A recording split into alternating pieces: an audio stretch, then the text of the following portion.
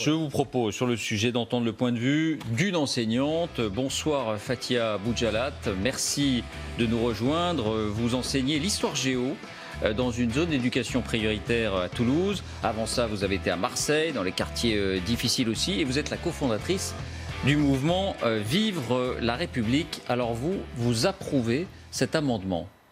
Pourquoi ?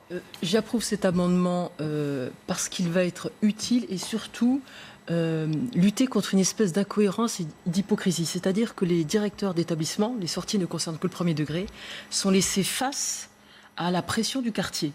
Monsieur Goupil parlait de promenade. Les sorties scolaires ne sont pas des promenades. C'est de l'école hors les murs. Les sorties ne sont pas faites pour élargir les horizons des mamans. Vous me dites, ça les sort de leur pauvre entre-soi. Mais elles peuvent sortir toutes seules. Ce qui les enferme, c'est le voilement. C'est leur choix, c'est leur degré d'orthodoxie. Et ce qui me gêne avec ce que dit M. Blanquer, c'est que je le sais très convaincu sur ce sujet, c'est qu'il le fait pour de mauvaises raisons, il le fait parce que ce sera inapplicable. Et si c'est inapplicable, c'est pas parce que c'est pas la bonne chose à faire, c'est la bonne chose à faire. C'est parce qu'on a des quartiers à ce point ghettoisés qu'on a des écoles où il n'y a pas un seul blanc. Voilà. Donc on a l'impression qu'on stigmatise les femmes musulmanes.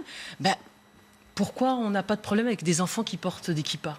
Parce qu'il n'y a pas d'enfants juifs dans les écoles publiques. Mais le fait de sortir, c'est l'occasion pour ces femmes-là voilées, donc un peu endoctrinées, comme vous dites, de se confronter à d'autres personnes qui ne le seront pas et que l'échange puisse se créer ensuite derrière. Vous dites endoctrinées, c'est déjà très insultant. Moi, je les respecte. D'accord. Je parle d'orthodoxie. Je les respecte. Non, vous dites d'endoctriner, c'est comme si c'était une secte. Moi, je les respecte, D'accord. je respecte leur choix. À partir du moment où elles font un choix d'orthodoxie, c'est à elles de l'assumer, c'est pas à l'école de l'assumer.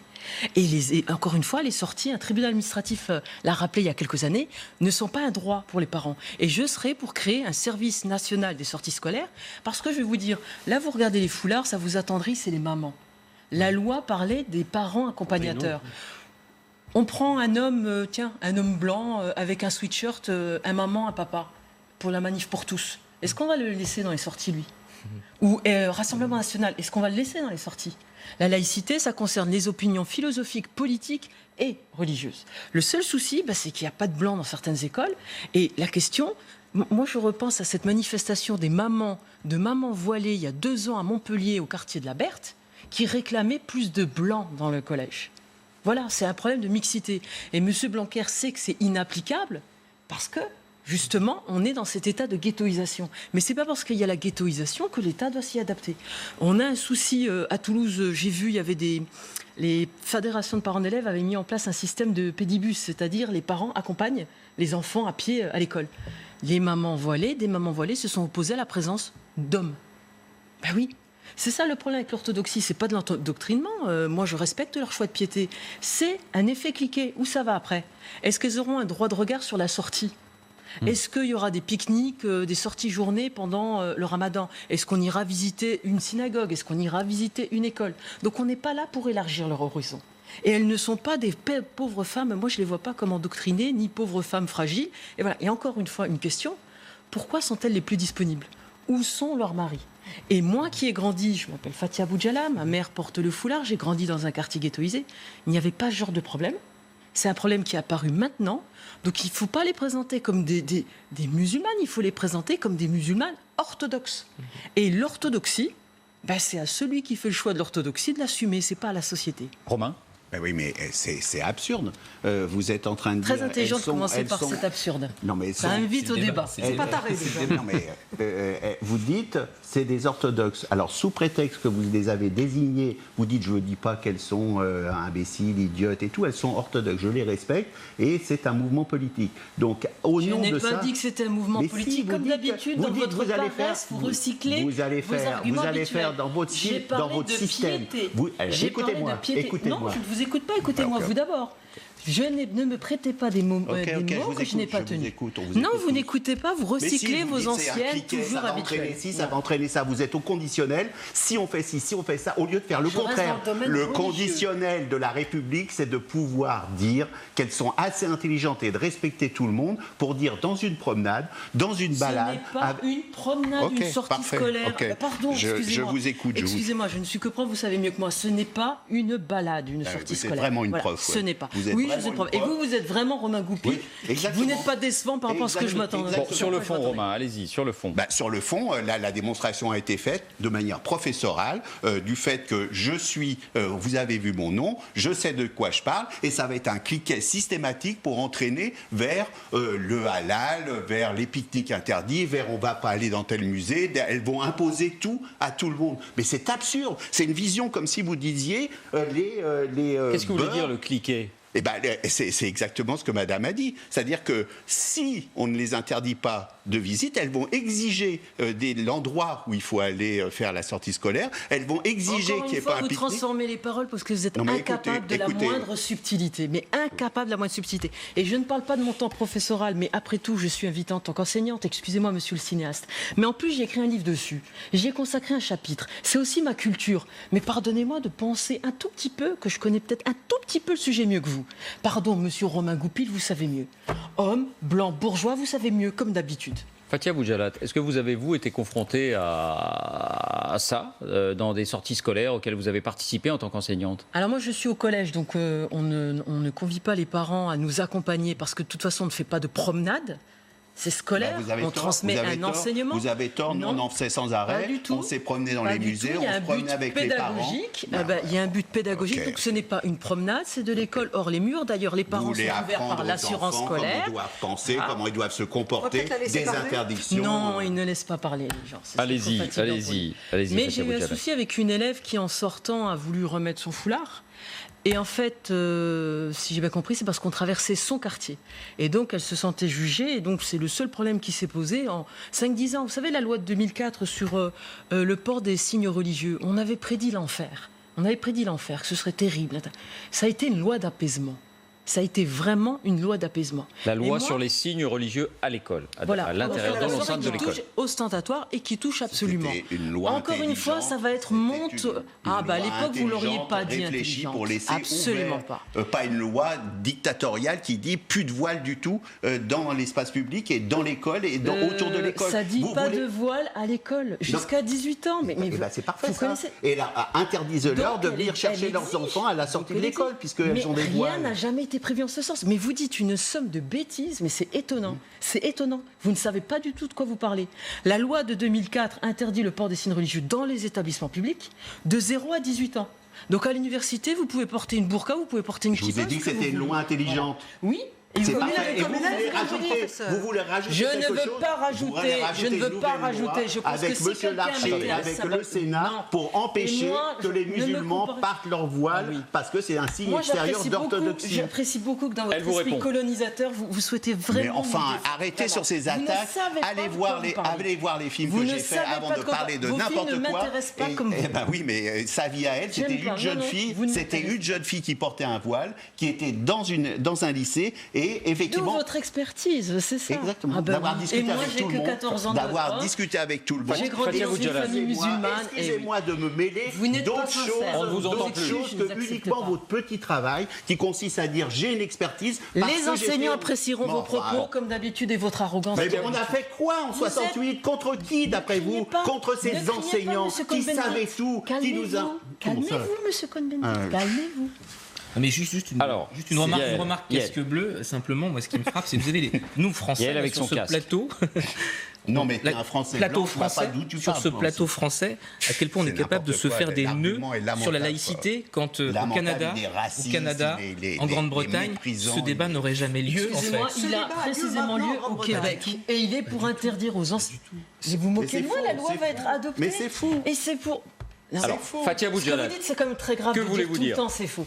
En ce moment, au Québec, le ministre. Laissez-la parler. La situation au Québec ou au Canada. Allez-y. Mais osez dire que c'est faux, mais c'est une honte. La loi qui va être votée au Québec vise à interdire le port de signes religieux aux fonctionnaires, aussi bien enseignantes que personnel pénitentiaire et autres. Elle va être votée. C'est en pleine discussion. Le multiculturalisme est le cœur du sujet. Et on n'aurait même pas dû voter. Ah oui, mais le Québec, c'est dans le Canada. Excusez-moi. Oui, c'est un des États du Canada. C'est un État, oui. Et qui relance ce débat. Le débat, c'est sur le multiculturalisme. Et par contre, vous avez raison sur une chose. La laïcité n'avait rien à voir dedans. On n'aurait jamais même dû utiliser ce mot-là. Wassila Tamzlani... Dans le débat sur les sorties scolaires ? Sur les sorties scolaires ou même sur la loi de 2004, c'est une question de dignité et de protection de l'enfance. Encore une fois, je n'ai pas l'expertise de M. Goupil, mais quand j'ai des élèves en primaire, ma copine directrice me raconte qu'ils refusent d'inviter une autre petite fille à l'école parce qu'ils disent ta maman n'est pas voilée, alors c'est pas une vraie maman. Ils disent pas c'est pas une vraie musulmane, ils disent c'est pas une vraie maman. Que ma nièce rentre à l'école en disant à sa mère qui s'appelle Marjorie, tu veux pas mettre un foulard, tout le monde se moque de moi. Il y a une pression, donc il y a un renouveau de la piété, de l'orthodoxie. Je ne dis pas que c'est politique, je ne dis pas que c'est liberticide, je dis qu'on a le droit de manifester sa religion dans l'espace public. Je ne suis pas pour interdire le foulard, mais ça fait trop de subtilité pour M. Goupil. Alors, simplement, oui, Anne-Elisabeth Poutet, vous vouliez dire... Je voudrais rappeler qu'il y avait effectivement le Québec, je le savais, mais en Grande-Bretagne aussi, c'est les questions de... Alors, on n'appelle pas ça la laïcité, puisque la Grande-Bretagne a une religion officielle qui est la Church of England, dirigée par la reine, mais qu'on revoit maintenant dans les écoles, dans le système scolaire, qu'on revoit justement les questions d'entrisme et les questions de particularisme qui ont amené les écoles à refuser, par exemple, que les enfants s'asseyent ensemble, etc. Ou soit initiés à l'homophobie. Voilà. Absolument. Et si les Anglais n'étaient pas entièrement occupés par le Brexit, c'est quelque chose qui avancerait beaucoup plus vite, mais c'est en train depuis plusieurs années maintenant. Fathia Boujalat, est-ce que le voile pour vous est prosélyte ? C'est une question vraiment très importante, mais je vous dirais que c'est même pas le sujet qui m'importe parce que il est ostentatoire. Moi, je ne vais pas prêter d'attention spéciale aux femmes qui portent le foulard. Ma mère le porte, ma nièce le porte. Je suis entourée, j'y ai consacré un livre sur ce sujet, combattre le voilement. Il est ostentatoire et il crée une pression sur toutes celles qui ne le portent pas. Et ça, c'est pas moi qui le dis, hein. C'est la Cour constitutionnelle turque. Quand elle avait décidé, avant l'ère Erdogan, d'accepter le renvoi d'une professeure qui refusait d'enlever son foulard, en disant que ça créait une pression et un régime à double vitesse. Donc ce n'est pas un stigmate. Quand on choisit, on prend une option politique ou philosophique, végane ou ce que vous voulez, on ne va pas imposer aux autres ses choix. Donc moi, mon intérêt, ce sont les enfants. Je ne suis pas là pour faire sortir les parents, pour élargir les horizons culturels. J'ai quand même entendu, c'était notre seule occasion de sortir. Mais c'est ça qu'on doit interroger, c'est ça qu'on doit combattre comme pratique patriarcale.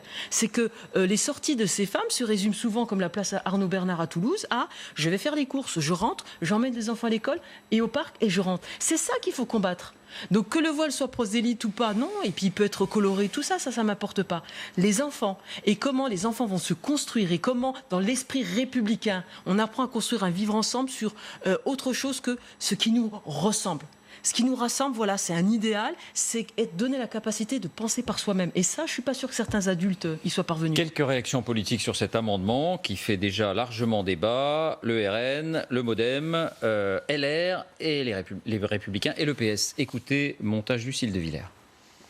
C'est une bonne mesure. Le communautarisme n'a pas sa place dans notre France, dans notre espace public, n'a pas sa place au contact justement de l'éducation nationale. Je suis pour que ces mamans-là puissent continuer à venir avec le voile lors des voyages scolaires. Si on interdit le port de voile de ces mamans-là, ça veut dire qu'on ne facilite pas, j'ai envie de dire, cette société qui se dit inclusive. Non, on ne peut pas accompagner les enfants avec des signes ostentatoires de la religion. Nous ne devons pas accepter ce genre d'attitude. Pour moi, il n'y a aucun problème. Je trouverais dommageable que, par des raccourcis, on priverait d'une part ces enfants de la présence de leur maman, et d'autre part, je pense que c'est une vraie opportunité de favoriser le vivre ensemble. Yael ? Oui, sauf qu'elle parle de la Réunion, qui est aussi un exemple où il y a énormément de mixité. Et où ne s'applique pas la laïcité comme de la même façon qu'en France. Mais si, c'est un régime particulier. Non, c'est moi qui vous le dis. Là, vous avez regardé les extraits. Les extraits vous disent, vous êtes d'accord avec le Front National et avec LR. Mais c'est un argument tellement ridicule et minable, c'est typique de vous. Mais c'est typique de vous.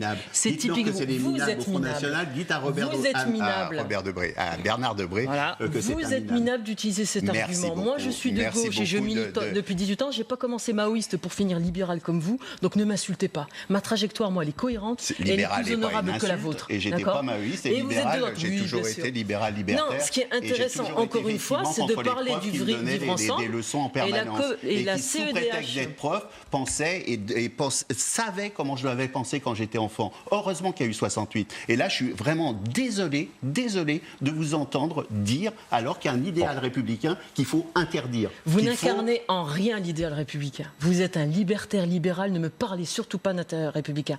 Moi, je sais ce que je dois aller. Attendez, elle vous répond. Allez-y, Fathia Boujalad, chacun son tour. Chacun son tour. Romain, chacun son tour. Parce que moi, je suis Front National, moi, je dois tout à la République, contrairement à vous. Moi, je ne suis pas une bourgeoise comme vous. Moi, je dois absolument tout. Ma mère était femme de ménage et vous venez me donner des leçons en disant que je suis d'extrême droite. J'ai milité, moi, à gauche depuis que j'ai 18 ans. Et sans vouloir être élu, puis sans vouloir être conseiller du prince, sans changer d'optique politique à chaque septennat comme vous, parce que vous n'avez aucune conviction. Osez me rapprocher de l'extrême droite? Mais regardez-vous dans un miroir, c'est à cause de gens comme vous que l'extrême droite est aussi forte. Surtout dans ma pauvre région, la Bourgogne-Franche-Comté. On est le marchepied de l'extrême droite. Encore une fois, c'est très simple. Cette loi ne passera pas. L'amendement sera retiré, juste par aspect pratique. Donc là, on est en train de discuter, voilà, dans le principe. On discute d'un principe aussi, ce qui est intéressant. Je ne suis pas pour interdire le foulard, mais ça ne sert à rien d'en parler avec ce monsieur-là. Je ne suis pas pour interdire le foulard, sauf pour les petites filles. Voilà. Là, je suis pour interdire au nom de la protection de l'enfance. Après tout, en France, on a interdit les concours de minimis. Je ne vois pas pourquoi on n'interdirait pas cette même façon de sexualiser le corps d'une jeune fille. Et par rapport à ce que disent... mais je suis désolée, ne me comparez pas avec l'extrême droite. La loi de 2004, vous auriez aussi dit à l'époque qu'elle était d'extrême droite, bien sûr que si. Et c'est comme ça que certains profs l'ont présentée. Je vous ai rappelé le titre du film, que vous pouvez regarder le titre. Je ne regarderai rien de vous. Ben oui, mais je sais et bien, vous osez me dire que je suis d'extrême droite parce que je ne pense pas comme vous. Vous avez pire qu'un voile, vous avez des œillères, vous. C'est-à-dire que vous ne regarderez pas ce film alors que c'était justement... Parce que vous n'êtes pas intéressant. On ne va pas revenir sur les différents personnels. Merci Fathia Boujalad. Merci de nous avoir donné votre point de vue, d'avoir Merci répondu à nos d'avoir questions. écouté, sauf ce cher monsieur qui décidément est à la fois impoli, Bon, il y a quand même eu de la discussion. Ça a été un peu loin, mais il y a quand même eu de la discussion. On rappelle votre livre, Fathia Boujalad. On rappelle votre livre. C'est combattre le voilement, justement, où je dédie un chapitre, mais effectivement, je ne sais rien, je suis prof. Bon. Voilà, comme si j'étais fille de prof. Ne remettez pas une pièce dans la machine, ça y est, c'est terminé. L'ascenseur social merci à vous. Non, Romain, non. C'est pas ça. Ça y est. Merci Fathia Boujalad. Merci d'avoir été avec nous. Je lirai votre livre. Regardez-moi, Romain, regardez-moi. Bonne soirée, ça y est. monsieur. Merci à vous.